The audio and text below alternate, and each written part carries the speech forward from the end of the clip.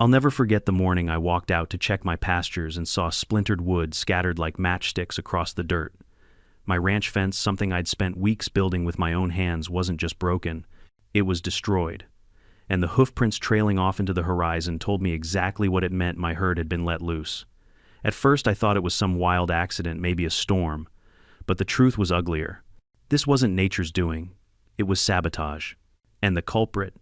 None other than Karen, the self-proclaimed queen of the HOA.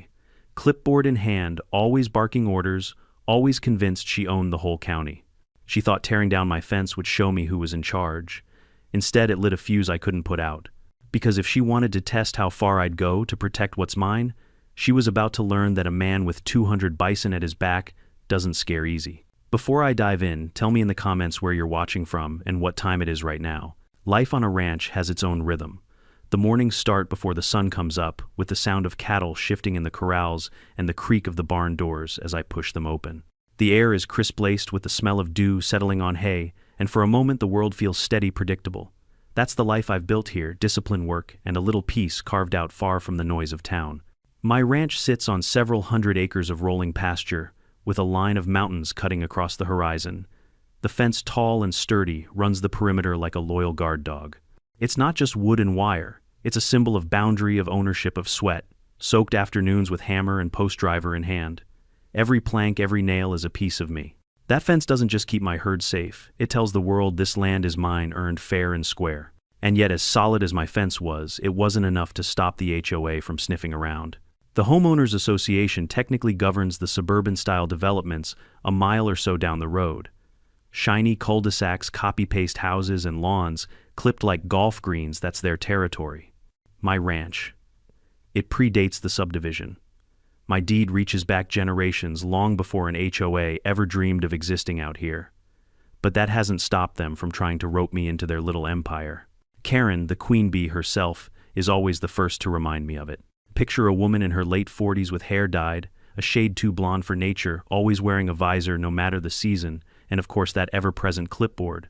She struts through meetings like she's leading a parade, using words like community standards and collective vision as if they were gospel. In her mind, every porch swing, every fence post, every shade of exterior paint should fall under her approval. From the moment she learned about my ranch, I became her personal project.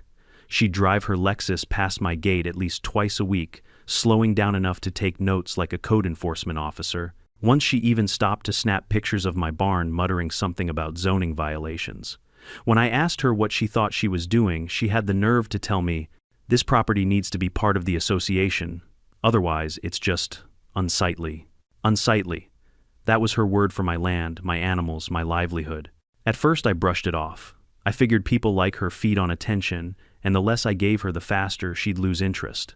But Karen wasn't like most people. She wasn't satisfied until she won, and winning in her eyes meant dragging me under the HOA umbrella whether I liked it or not. The letters came first. Neatly typed notices in HOA letterhead delivered to my mailbox. Failure to comply with landscaping standards may result in fines. Landscaping standards. On a cattle ranch, I'd laugh, toss the letters into the fire pit, and go about my chores. Next came the visits. A couple of HOA board members, men who wouldn't know the difference between a shovel and a pitchfork, showed up in their polo shirts and loafers, sweating under the summer Sunday. They tried to explain in their patronizing voices that it would be simpler for everyone if I just joined the association. "Think of the property values," one of them said, "as if I gave a damn about whether some McMansion's backyard appraisal went up or down." But the real battles happened at the meetings. Against my better judgment, I attended one of their HOA gatherings, just to make my position clear.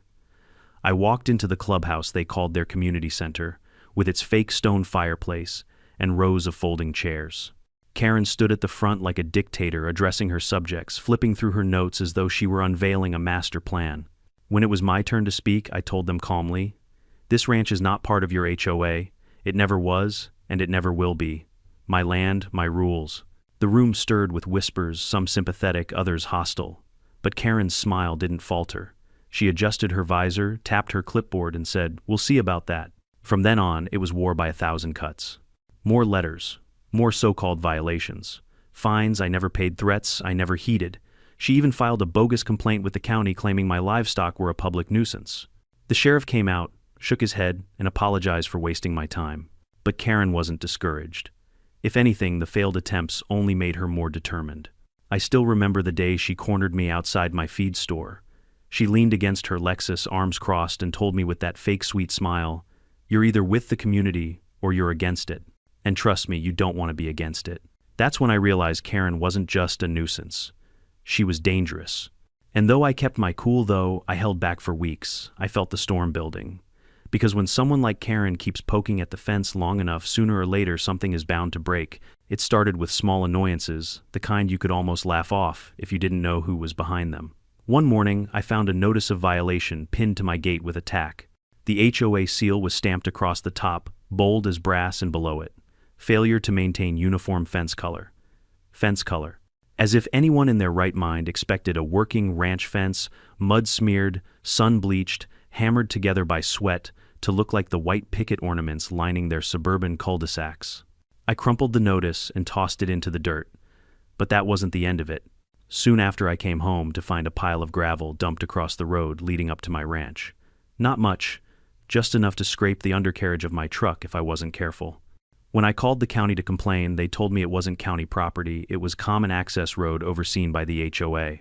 Which meant Karen and her clipboard crew had the nerve to sabotage my entrance under the guise of community maintenance.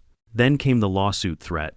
A thick envelope arrived, stuffed with legal jargon about zoning codes and unapproved livestock structures. According to Karen, my barn, built 20 years before her subdivision existed, was somehow illegal because it didn't match the aesthetic vision of the community. The letter demanded I either renovate or remove it within 60 days, or face substantial daily fines. I laughed when I read it, but deep down I felt the pressure tightening. Karen wasn't just throwing tantrums anymore, she was weaponizing the system, and that made her dangerous in a new way. I held out as long as I could. But patience only stretches so far. The breaking point came one night in early spring. I was woken by the dogs barking low guttural growls that told me this wasn't just a passing coyote. I grabbed my flashlight, threw on my boots, and headed out. The beam of light cut across the pasture, and what it revealed froze me in my tracks. The fence.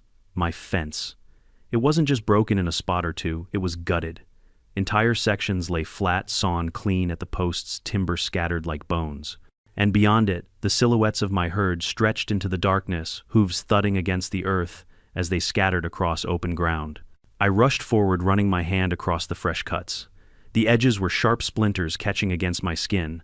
No storm had done this. No wandering animal had caused it. This was deliberate. Someone had taken a saw to my fence. And though I didn't see her in that moment, I didn't need to. Karen's fingerprints were all over this. The next day confirmed my suspicion. A set of tire tracks wound through the dirt near the broken posts leading out toward the road. Too neat, too purposeful. And there, caught in the mud, was a single scrap of paper, an HOA pamphlet announcing their next community cleanup day. She hadn't even bothered to cover her tracks. I can't fully explain the mix of emotions boiling inside me that morning. Anger, yes, but also humiliation. A man's fence is his word, his shield, and Karen had torn mine down like it was nothing. By mid-morning, I was back on my porch staring at the wreckage across the pasture, my fists clenched so tight my knuckles ached. Neighbors drove by slow, some shaking their heads, some pretending not to notice. They knew. Everyone knew. And Karen, she wanted them to. Later that week, I walked into the feed store to pick up supplies, and the whispers followed me like smoke. "Did you hear? His cattle broke through his fence. Whole herd on the highway. Karen says he can't even control his own land." That was her game. Break me down in front of everyone.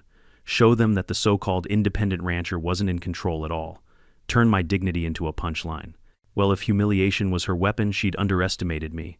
Because I've never been one to back down from a fight, especially when someone tries to strip me of what I've worked for. The real kicker came at the next HOA meeting. I walked in late boots, still dusty from the pasture hat pulled low over my brow. Karen was already in full swing, standing at the front, with her clipboard raised like a scepter. And, as you can all see, she said, her voice dripping with smugness, "The ranch property is not only unsightly, but unsafe. The owner has proven incapable of maintaining proper boundaries. His livestock are a danger to our community. Without HOA oversight, this will only worsen." The crowd murmured. Some nodded, others frowned. But Karen thrived in the noise. She basked in it. When she saw me, her smile widened. "Ah, the man of the hour. Care to explain to everyone how your cattle managed to roam free?" I stood tall in the back of the room, letting the silence hang before answering. They roamed free because someone cut through my fence, and I think we all know who's got the most to gain from that. A ripple went through the room, gasps and side eyes darting toward Karen. She didn't flinch. She leaned forward, hands gripping the podium, and said, "Maybe if you played by the rules, fences wouldn't be your problem. Maybe it's time you realize this community doesn't revolve around your ranch." And right there in front of everyone, she declared war. I walked out of that meeting with my jaw tight, my mind already working faster than my boots could carry me. If Karen wanted a fight, she was going to get one, but it wouldn't be in the way she expected. Because while she was busy pulling strings and hiding behind bylaws, I was preparing something she couldn't control.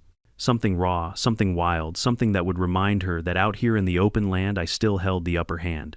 And it started with 200 restless bison waiting behind the fences she thought she could tear down. If there's one thing about people like Karen, it's that they can never settle for a quiet victory. They don't just want to win, they want to humiliate you in front of everyone. And that was exactly what she tried to do the night of the spring HOA gala. The gala wasn't my scene. It was held in the so-called community clubhouse, a glorified rental hall with twinkle lights strung across the ceiling and plastic centerpieces on every table. The place smelled like potluck casseroles and cheap Chardonnay. But I showed up anyway, partly because I wanted to hear what Karen was scheming, partly because I was done letting her control the narrative. Karen stood at the podium in a sequined blouse, her visor swapped for a rhinestone headband. Clipboard still in hand, because God forbid she ever appear without it, she addressed the crowd like she was running for governor. "Ladies and gentlemen," she began, her voice sharp as glass, "we are gathered tonight to celebrate another year of progress. Our lawns are greener, our homes brighter, and our property values higher than ever before. This is what community looks like." Applause rippled through the room. I stood in the back, arms crossed, jaw tight. Then she pivoted, her eyes flicking toward me. But not all of us share the same vision. Some of us cling to outdated ways. Some of us put our personal interests ahead of the community. And as we've all seen recently, those choices come at a cost. A slideshow appeared on the screen behind her, photographs of my broken fence cattle wandering the roadside, even a grainy shot of me repairing posts under the hot Sunday. Each image was met with murmurs, some gasps, some knowing nods. Karen smiled like a cat with a canary. "This is why it's time we consider stricter enforcement measures. If we don't hold everyone accountable, our community will suffer. One weak link affects us all." The room buzzed with energy, her words dripping poison into their ears. My fists clenched at my sides. I wasn't just angry anymore, I was cornered. I stepped forward, boots echoing on the tile floor. "That's enough, Karen." All eyes turned. Karen didn't flinch. She thrived on the spotlight. "Enough," she repeated, her eyebrows raised in mock surprise. "Tell me what's enough, Mr. Rancher. Enough neglect. Enough unsafe practices. Enough letting your animals endanger our families." Her tone was syrupy, but the crowd leaned in. They wanted a show. I met her gaze and said, "You talk about community like it's your kingdom, but all you've done is tear it apart. You cut through my fence. You let my herd loose. And you did it because you can't stand the idea of someone living free outside your little HOA bubble." Gasps filled the room. Some people looked at Karen, searching her face for denial, but she didn't blink. Instead, she laughed. Actually laughed. "Oh, please. No one believes that fairy tale. You can't even control your own property, and now you're blaming me. You think anyone here buys it?" The silence that followed was heavy. Some shifted uncomfortably, but others nodded with her. And that was when I realized Karen had won this round. In their eyes, I wasn't the victim. I was the outsider, the stubborn fool who refused to bend. I walked out of that hall with heat burning in my chest, humiliation clawing at me worse than the night I found my fence destroyed. But humiliation, I've learned, is fuel. It sharpens the mind, hardens the resolve. Back home, I sat on my porch, staring at the dark outlines of my herd in the pasture. The bison shifted restlessly, massive shoulders glinting under the moonlight, steam rising from their breath. They were powerful, untamed, unstoppable. And in that moment, they didn't just look like animals. They looked like an answer. Karen wanted to make a spectacle of me. Fine. I'd give her a spectacle she'd never forget. The plan didn't form all at once. It started as a joke in my own head.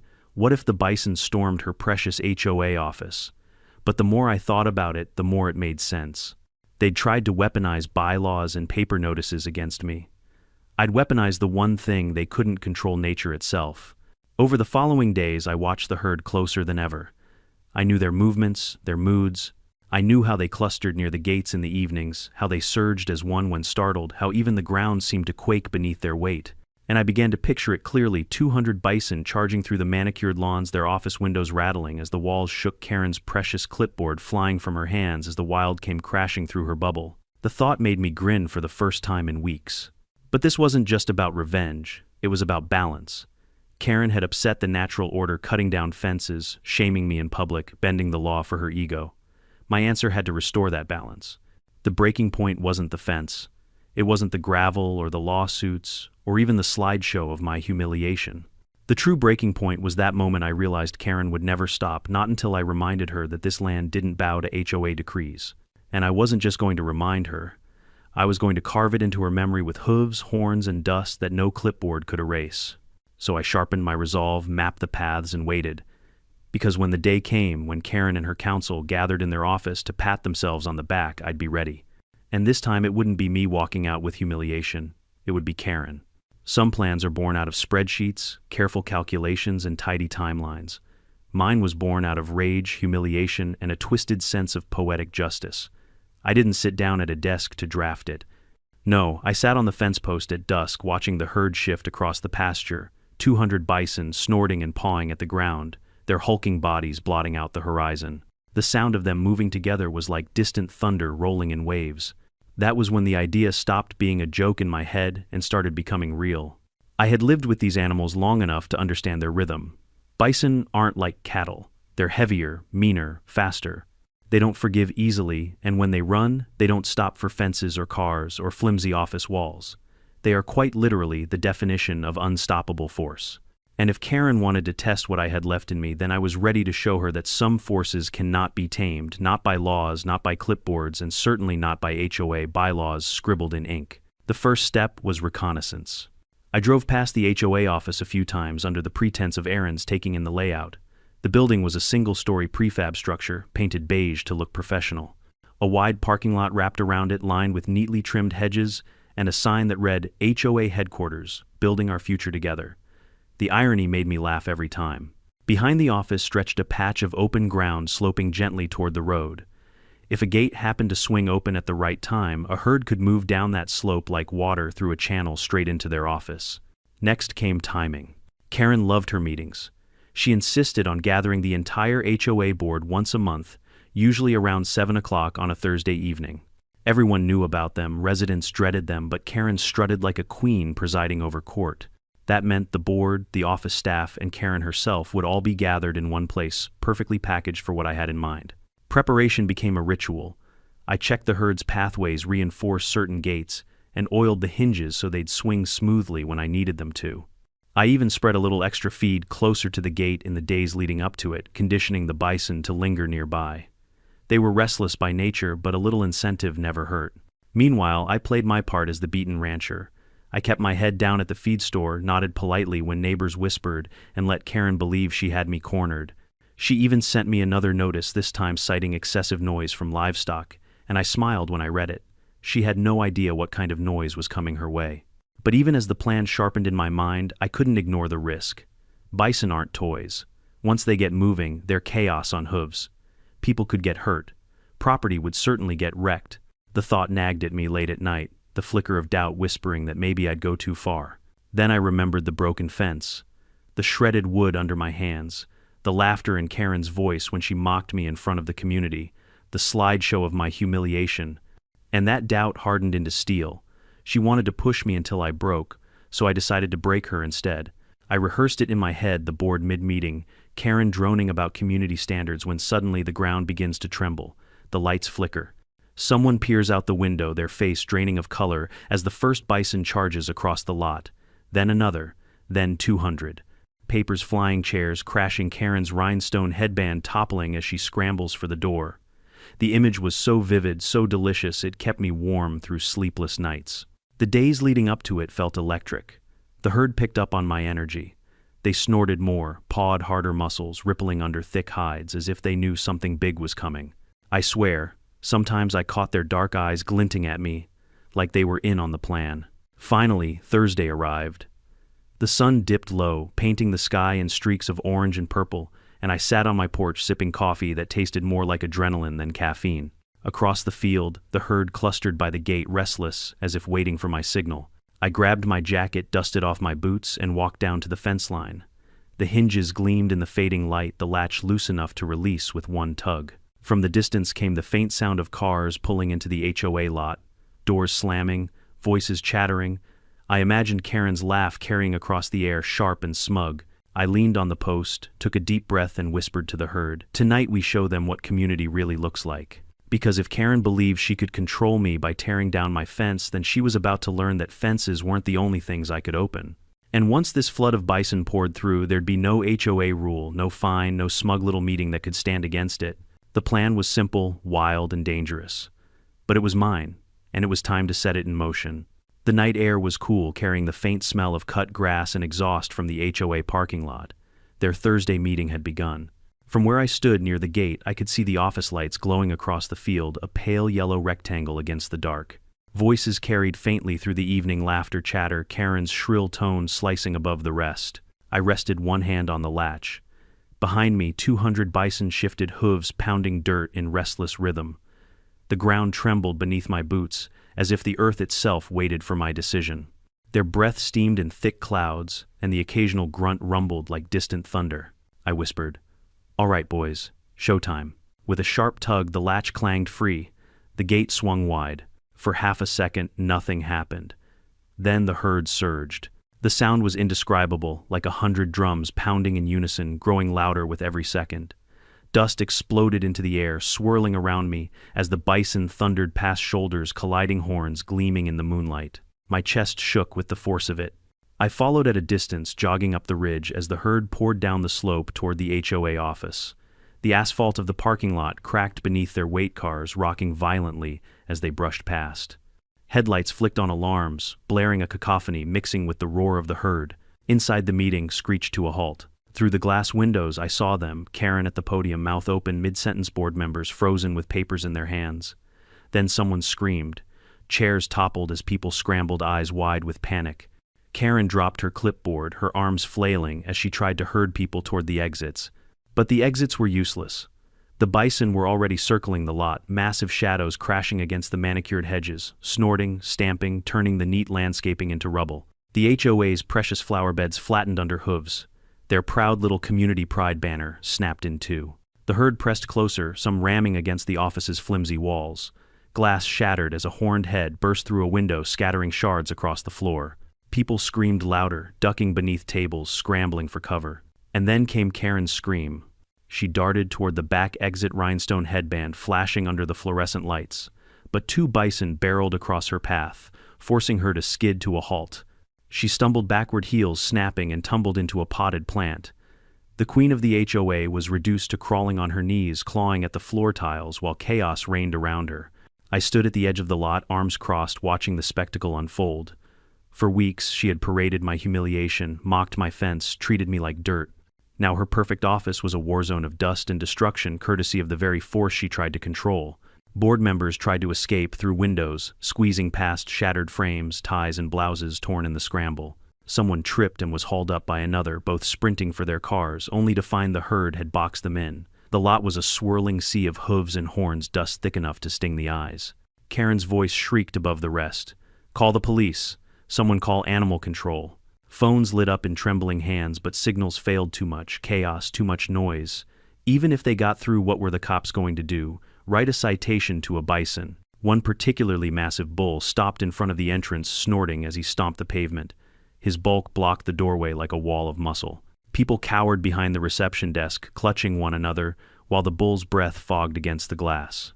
And Karen, dear Karen, finally snapped. She climbed onto a chair, waving her hands wildly. "This is your fault," she screamed, pointing out the window toward me. "He did this. He's behind it." The herd roared in reply, pounding their hooves as if mocking her. The sound swallowed her words.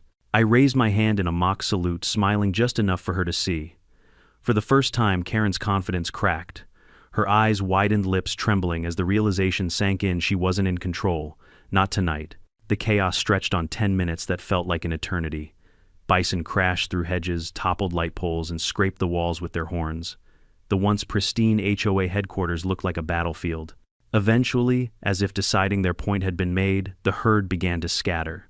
One by one they trotted back toward the open field, their thunder fading into the night. Silence followed, heavy and broken only by the distant lowing of the herd returning home. The office was wrecked.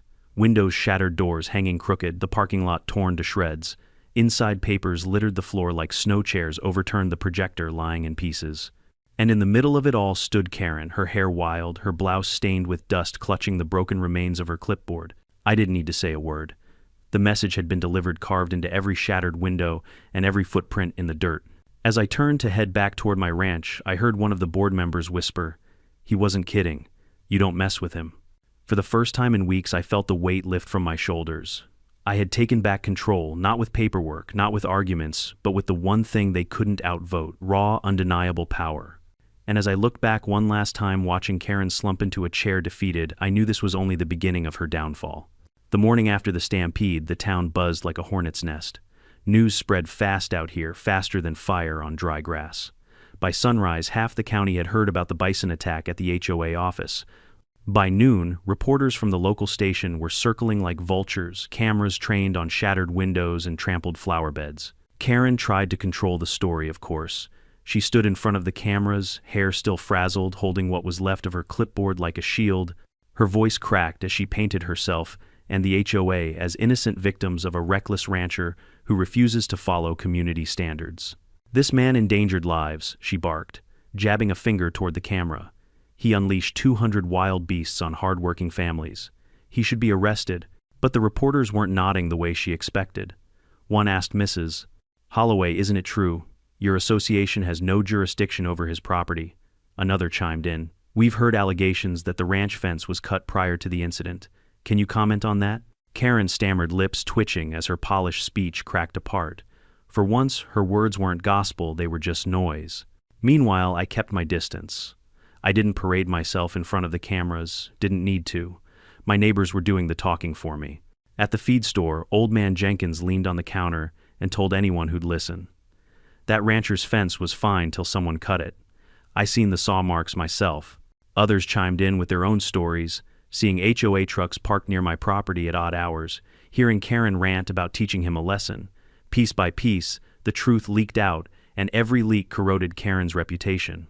The sheriff paid me a visit 2 days later. He stood on my porch, hat in hand, eyes tired. "Heard you had quite the livestock incident." "Depends who you ask," I replied, leaning against the railing. He sighed. "Karen's pushing for charges, but between you and me, you're in the clear. Fence was tampered with, herd had a right to roam. And with half the town swearing they saw her people sneaking around your property, let's just say the DA isn't interested." I nodded, though. A part of me wished he hadn't come at all. I didn't want validation from the law. I wanted Karen to stew in the realization that her empire was cracking under her own weight. And crack it did. Within a week, HOA members started resigning. Quietly at first, then in waves. "I didn't sign up for this one," muttered as he hauled boxes out of the office. Another shook her head, saying, "She's lost it. She's obsessed." The once tight-knit board fractured, each member distancing themselves from the fiasco. Karen, however, doubled down. She called emergency meetings, sending letters stuffed with threats of emergency assessments to pay for office repairs. She tried to bill residents thousands for bison damage fees. That backfired spectacularly. Residents revolted. At a heated community gathering, people shouted her down, waving the bills in her face. "Why should we pay for your war with the rancher?" one woman demanded. "You brought this on us." Karen's voice wavered as she snapped back. It was for the safety of the community. But safety was the last thing anyone felt under her reign. Her authority slipped with every word. And me, I just sat back and watched the implosion unfold.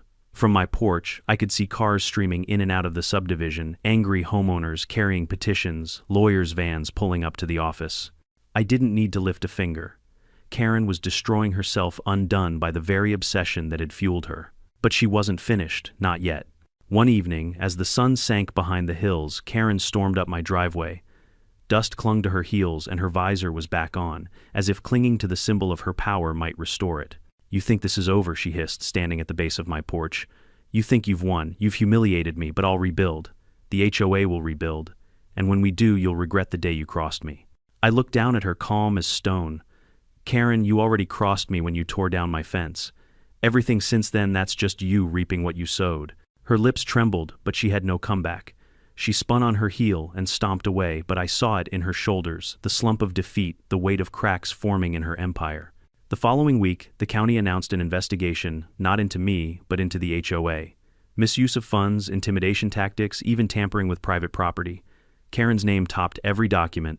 The headlines read, HOA president under scrutiny after Bison stampede scandal.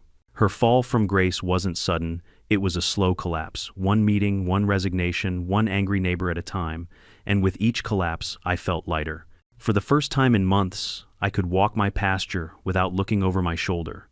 My fence posts stood tall again, newly repaired, stronger than ever. The herd grazed quietly, the storm in their hooves spent. They had made their statement, and the land was calm once more. Karen's reign was ending, and all that remained was to watch the final piece crumble, the office itself, standing on land she thought belonged to her, but never truly did. By the time summer rolled around, the HOA office looked more like an abandoned bunker than a community headquarters. Half the windows were still boarded up, the flower beds were dead patches of dirt, and weeds grew tall through the cracked parking lot. The once bustling hive of Karen's control had withered into silence. Karen, though, refused to accept defeat. She still clung to her title, sending out letters and notices, each one shriller than the last. Most ended up in the trash bins of residents who had long since stopped paying dues. A few ended up pinned to bulletin boards at the feed store where folks laughed over them like comic strips. But the end didn't come with laughter. It came with paperwork. One morning, I walked into the county clerk's office carrying a leather folder I'd kept locked away for years. Inside were deed records, survey maps, and transfer papers dating back to the late 1800 seconds. My family had owned this land long before cul-de-sacs and HOA bylaws existed. And buried within those records was something Karen had never thought to question, the small 1-acre parcel on which her precious HOA office Saturday. That land wasn't public. It wasn't community property. It was mine. I still remember the look on the clerk's face when she stamped the papers confirming the deed's validity. Says here you're the rightful owner, she said, sliding the documents back across the counter. Has been for over a century. Guess someone never bothered to check the fine print. With those papers in hand, I drove straight to the HOA office. Karen was there, of course, pacing the lobby with her clipboard in hand, barking orders at the 2 remaining board members who hadn't yet fled. When I walked in, she froze mid-sentence. "What are you doing here?" she snapped. I laid the papers on the reception desk. "I'm here to tell you to pack up. This office sits on my land. Always has. You've got 30 days to vacate." She laughed, a harsh, brittle sound. "That's ridiculous. Everyone knows this is HOA property." "Everyone knows what you tell them," I replied. "But here's the truth. The county clerk stamped it this morning. It's mine, Karen. It's always been mine. You've been trespassing for years." Her face drained of color as she snatched the papers, flipping through them with shaking hands. The other board members leaned in, reading over her shoulder, their eyes widening. You forged this?" she stammered. "Nope," I said calmly. "These records go back 130 years. My great-grandfather bought this parcel with the rest of the ranch. You built your little empire on borrowed land, and now the lease is up." The room was silent except for the hum of the flickering fluorescent light above us. Finally, one of the board members spoke. "Karen, if this is true, we can't fight it. We'd be sued into the ground." Karen slammed the papers down, her hands trembling. "This is a trick. It has to be." I leaned in close enough that she could see the steel in my eyes. "The only trick here is how long you manage to fool people. But it ends now. 30 days, Karen. Then I want you off my property." The next month was a spectacle in itself. Trucks rolled in hauling out office furniture, file cabinets, boxes of shredded notices.